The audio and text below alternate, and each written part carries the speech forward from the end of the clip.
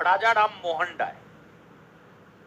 देखिए, कुछ ना कुछ तो राजा राम मोहन राय के साथ हुआ होगा, कुछ ना कुछ तो हुआ होगा जिस वजह से ये आगे बढ़ करके आए। और राजा राम मोहन राय के जन्म से लेकर उनके मृत्यु तक की घटना को समझेंगे, लेकिन एक बात को आप समझिए कि राजा राम मोहन राय आखिरकार आगे क्यों आए, रीजन क्या था, कारण क्या था। राजा राम मोहन राय का बड़ा भाई था जगमोहन राय, और जगमोहन राय की पत्नी थी अलका मंजरी। राजा राम मोहन राय का बड़ा भाई जगमोहन राय और जगमोहन राय की पत्नी थी अलका मंजरी। जब जगमोहन राय का निधन हो गया तो अलका मंजरी को सती होना पड़ा, अर्थात राजा राम मोहन राय की भाभी को सती होना पड़ा। यही घटना राजा राम मोहन राय को अंदर से झकझोर दिया। मतलब एक जिंदा औरत को, अपनी भाभी को, एक जिंदा औरत को उन्होंने अपने नजरों के सामने चलते हुए देखा, कराहते हुए देखा, कष्ट में देखा। इस घटना ने राजा राम मोहन राय को पूरी तरीका से अंदर से झकझोर करके रख दिया। और इस घटना के बाद ही राजा राम मोहन राय प्रण ले लिए थे कि सती प्रथा का अंत करना है, और वे सती प्रथा का अंत करके रहे।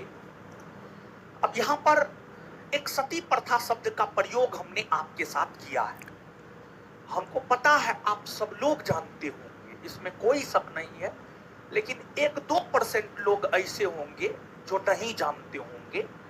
तो 99% लोग जो जानते हैं सती प्रथा, अच्छी बात है, लेकिन जो 1-2% लोग सती प्रथा को नहीं जानते हैं वो थोड़ा सा आप जानें। देखिए, जो भारतीय समाज है, भारतीय समाज की गलत कुप्रथाओं में एक सती प्रथा हुआ करता था। और सती प्रथा भारतीय सभ्यता के उदय से ही हिंदू समाज में, हिंदू संस्कृति में विद्यमान था। क्या था सती प्रथा? हिंदू समाज में, हिंदू संस्कृति में ऐसी मान्यताएं रही है कि अगर किसी औरत का पति मर जाता है तो फिर उस औरत को जीवन जीने का अधिकार नहीं है। उस औरत को भी उसके पति के साथ ही, पति के चिता पर ही जला दिया जाएगा। तो जब किसी औरत के मृत्यु होने पर, औरत के पति के मृत्यु होने पर, जब किसी औरत के पति के मृत्यु होने पर उसके पति के लाश के साथ ही जो जिंदा औरत को जला दिया जाता था, इसी को भारतीय इतिहास में कहा जाता है सती प्रथा। सती प्रथा का पहला प्रमाणिक साक्ष्य भानुगुप्त के एरन अभिलेख से मिलता है। भानुगुप्त एक गुप्त वंश का शासक हुआ करता था। उनका मध्य प्रदेश के एरन नामक स्थान से एक अभिलेख मिला है जिसे एरन अभिलेख कहा जाता है, और एरन अभिलेख में ही सती प्रथा का पहला अभिलेखीय साक्ष्य मिलता है। और यह सती प्रथा प्राचीन काल से ही भारतीय हिंदू संस्कृति में विद्यमान थी। इस सती प्रथा को समाप्त करने का प्रयास अलाउद्दीन खिलजी ने किया, अकबर ने किया, शिवाजी महाराज ने किया, टीपू सुल्तान ने किया, कई अन्य शासकों ने सती प्रथा को समाप्त करने का प्रयास किया, लेकिन कोई भी शासक सती प्रथा का अंत कर नहीं पाया। परंतु राजा राम मोहन राय का भारतीय समाज को अगर सबसे बड़ा योगदान है, सती प्रथा का अंत करवाने में राजा राम मोहन राय का सबसे बड़ा योगदान रहा है। भारतीय समाज को राजा राम मोहन राय की सबसे बड़ी देन मानी जाती है सती प्रथा का अंत करवाना। और राजा राम मोहन राय सती प्रथा को अंत करवाने में सफल कैसे हो गए, तो इसके पीछे भी कारण है। तो जो कारण है उन कारणों को समझेंगे, लेकिन सबसे पहले राजा राम मोहन राय के जीवन से संबंधित प्रारंभिक चीजों को थोड़ा बहुत लोग जानते हैं। क्योंकि परीक्षा में जब सुभाष चंद्र बोस की माता का नाम पूछा जा सकता है, तो राजा राम मोहन राय तो बहुत बड़े समाज सुधारक रहे हैं, तो उनके विषय में तो पूछा ही जा सकता है। तो थोड़ा बहुत राजा राम मोहन राय के प्रारंभिक जीवन को हम लोग जानते हैं और पढ़ते हैं। राजा राम मोहन राय का जन्म बंगाल प्रेसिडेंसी में 1772 ईस्वी में राधानगर में हुआ था। 1772 ईस्वी में राधानगर में इनका जन्म हुआ था। इनके पिता रामाकांत राय थे और इनकी माता तारिणी देवी थी। तो इनके पिता की अगर हम लोग बात करें तो रामाकांत राय इनके पिता थे। और इनकी माता की अगर हम लोग बात करें तो इनकी माता थी तारिणी देवी।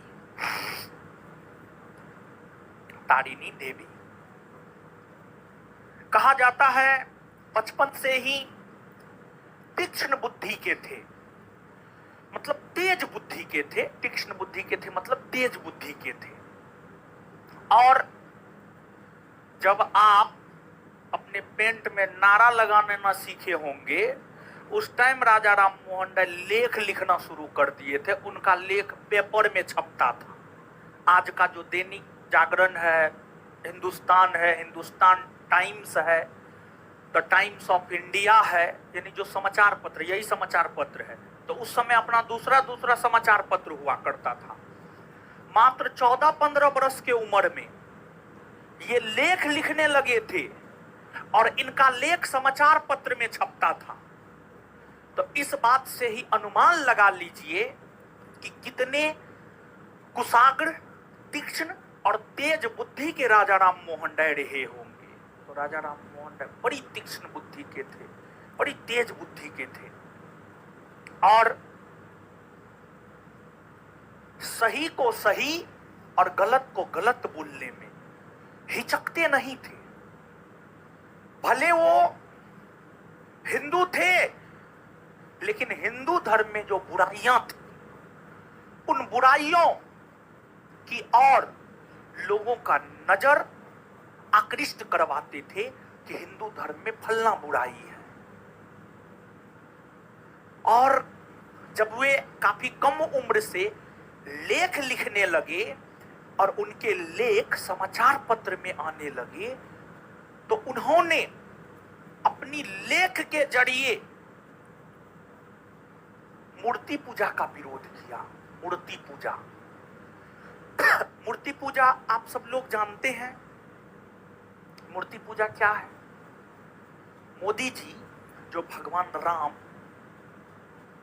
की मूर्ति का अयोध्या में प्राण प्रतिष्ठा किए, अब लोग जाकर के उस मूर्ति के सामने अपना शीश झुकाते हैं, आशीर्वाद लेते हैं, अपनी मनोकामना को पूरा करने के लिए जाते हैं। यही तो मूर्ति पूजा है। आप समझिए, भारतीय संस्कृति बड़ी महान संस्कृति है। लोग इसका मजाक उड़ाता है, लेकिन आप समझिए कि भारतीय संस्कृति कितनी धनवान संस्कृति है, कितनी महान संस्कृति है कि एक पत्थर में भी ईश्वर को देखता है भारत के लोग। ये अपने आप में बहुत बड़ी बात है। मतलब हर चीज में जीव बसता है, हर चीज में आत्मा है। आपको प्राण प्रतिष्ठा करना, प्राण प्रतिष्ठा करने का मतलब क्या समझते हैं? देखिए, मूर्ति है, पत्थर है, पत्थर निर्जीव है, मतलब उसमें प्राण डालने का काम किया गया। ये अपने आप में बहुत बड़ी बात है। और हमारी संस्कृति बहुत धनवान संस्कृति है महाराज। आप लोग भारत के इतिहास को जाकर के पढ़िए, प्राचीन भारत के इतिहास को पढ़िए। कहां अमेरिका, कहां ब्रिटेन, कोई नहीं टिकता था हम भारतीयों के सामने, चाहे टेक्नोलॉजी हो चाहे कुछ भी हो। समझिए, आप पढ़िए ना जाकर के हड़प्पा सभ्यता को, हड़प्पा संस्कृति को जाकर के पढ़िए आप, और विश्व की अन्य संस्कृतियों को जाकर के आप पढ़िए। आपको पता चल जाएगा कि भारत कितना आगे था पहले। ये तो भारत को लूटा गया है आक्रांताओं के द्वारा, आक्रमणकारियों के द्वारा, फिर भी भारत बहुत बेहतर स्थिति में है। समझ गए? खैर छोड़िए ये सब बात, आइएगा अब यहां पे। तो मूर्ति पूजा मतलब हम लोग जो मां सरस्वती का मूर्ति बना करके पूजा करते हैं, मां दुर्गा का मूर्ति बना करके पूजा करते हैं, या अन्य मूर्ति बना करके हम लोग पूजा करते हैं, यही मूर्ति पूजा है। राजा राम मोहन राय मूर्ति पूजा के विरोधी हुआ करते थे, और अपने लेख के जरिए जब राजा राम मोहन राय ने मूर्ति पूजा का विरोध किया तो उन्हें उनके पिता ने घर से बाहर निकाल दिया। राजा राम मोहन राय को घर से बाहर निकाल दिया गया था।